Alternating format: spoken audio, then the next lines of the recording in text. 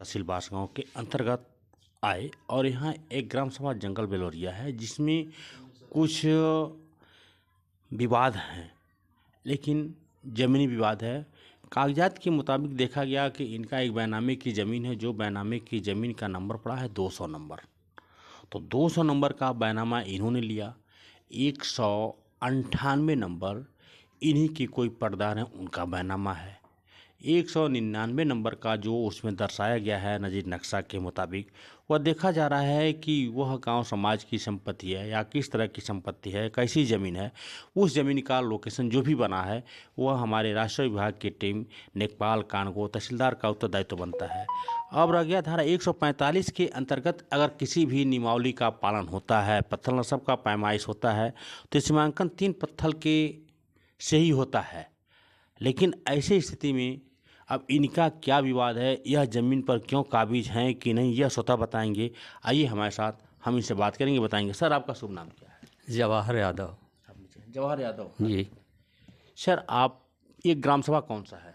जंगल सरिया बेलोरिया। यह तहसील बांसगांव पड़ता है जी। एक और है, मैं इनसे पूछूंगा और यह बताएंगे कि सही चाचा जी नहीं बता पाए, यह बताएंगे। सर, आपका शुभ नाम? मेरा सीताराम यादव, ग्राम प्रधान, जंगल सरिया बेलोरिया। जी सर, हमारे नंबर 200 है।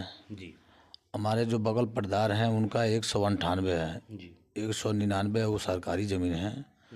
अब वो वहाँ से विवाद करने के लिए यहाँ पर आकर पैमाइश करा के, एक सिवान से पैमाइश कराए, एक टाइली पत्थर से, 3 टाइली पत्थर से भी करे किए नहीं। और दूसरी कि हमारे घर पर कोई नहीं थे, अपने आकर मनमानी करके फील्ड बुक्स बना के चले गए।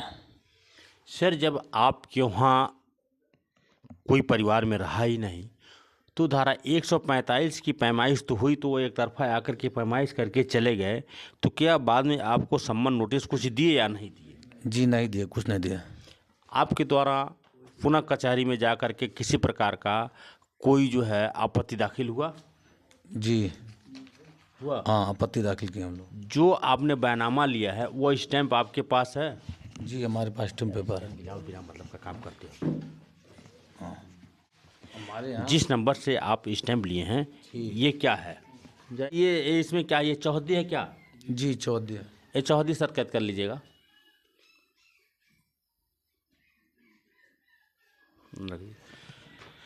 सर, जब आपका बैनामा अलग है, उनका बैनामा अलग है, तो फिर आप लोगों का विवाद किस बिंदु पर चल रहा है कि जो आप लोग विवाद में उलझे हुए हैं?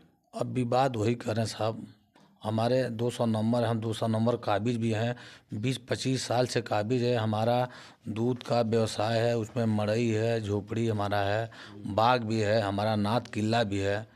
ये उनके भाई सिपाही हैं, उस नाते वो दबंगई करके हमारे 200 में आकर जबरदस्ती दखल करना चाहते हैं।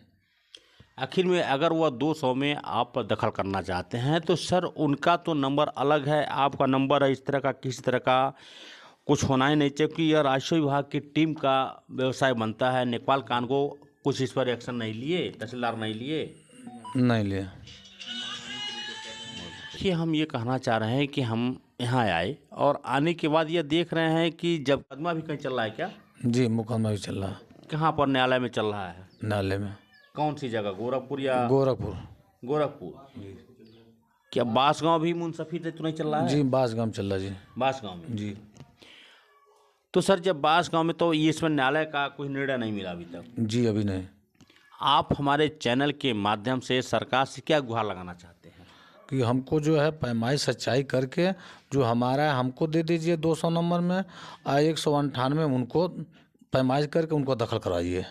यानी कि 198 नंबर उनका है, 200 नंबर आपका है, तो 200 नंबर आपको दे दिया जाए जी, 198 नंबर उनको दे दिया जाए। आपसी का जो विवाद है वो विवाद समाप्त हो जाए, विवाद समाप्त कर दीजिए। आपसी एक रजामंदी बना रहे। जी, बिल्कुल जो गांव के भाईचारों का संबंध है यह आप लोगों का बरकरार कायम रहे, बिल्कुल काम रहे हमेशा के लिए। हमेशा के लिए। जी, यानी कि एक थोड़ी सी ज़मीन के लिए सर जो है, अब स्पष्ट शब्दों में स्टैंप है, इंतखाब है, सारा चीज़ देखा जा रहा है कि इनका 200 नंबर का इनका और 198 उनका, तो विवाद किसी तरह का है नहीं। दोनों लोग 145 के अंतर्गत पैमाइश करवा लें और 145 की पैमाइश की